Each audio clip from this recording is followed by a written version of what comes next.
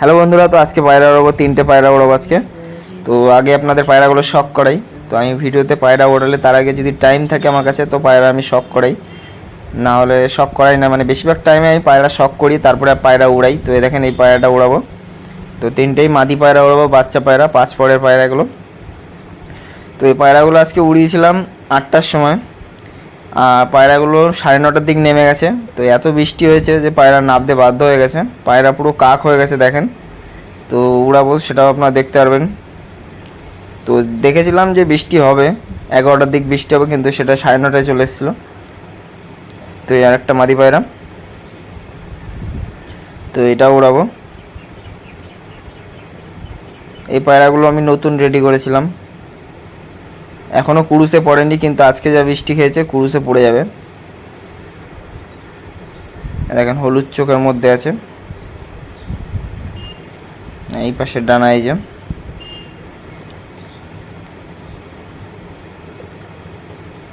পায়রা পা। তো এই দেখেন আরেকটা পায়রা ওড়াবো, এটাও মাদি পায়রা। তো এগুলো সব একটু গরম হয়ে গেছে, কিন্তু ওড়ালে আবার ঠিক হয়ে যাবে। তো আর কদিনের মধ্যেই পায়রা এত গরম হয়ে যাবে যে আর উঠবেই না। তো তার মধ্যেও যা বৃষ্টি হচ্ছে, ভেবেছিলাম আজকে একটু উড়াবো, যাও 4 ঘন্টা হলেও বৃষ্টি না আসলে উঠতো। তো সেই পায়রা ওড়ানো হলেও না। তো দেখেন 3টে পায়রা এখনই ছেড়ে দেবো আমি। সকাল থেকে বৃষ্টি হয়নি, কিন্তু ওয়েদার রেডার যে অ্যাপটা আছে ওটাই দেখলাম যে 11টা থেকে বৃষ্টি হবে, 1টা 2টো 3টে 4টে অবধি এরকম। তো আমি ভাবলাম 8টা থেকে যাও, উড়ুক এতক্ষণ, যদি বৃষ্টিটা নাও হয়। তো বৃষ্টিটা অনেক আগেই চলে এসছে, 9:30 যখন বাজে তখনই বৃষ্টিটা চলে এসছে। তো আর ছাদে যায়নি ভিডিও করতে। তারপরে দেখলাম এসে যে পায়রা বসে আছে, সব ভিজে গেছে একদম। তো দেখেন ভেবেছিলাম ভিডিওটা ভালো মতো করবো যাতে একটু পায়রাগুলো ওড়ে। তো ভাবছিলাম টাইমে আপনাদের দেখি একটু উড়াই, কিন্তু বৃষ্টিতে সব সমস্যা করে দিচ্ছে। তো এখনও পায়রা ওড়ানোর মানে সিজনও না এটা, কারণ এই টাইমটায় পায়রা বৃষ্টি ভিজবে এরকম।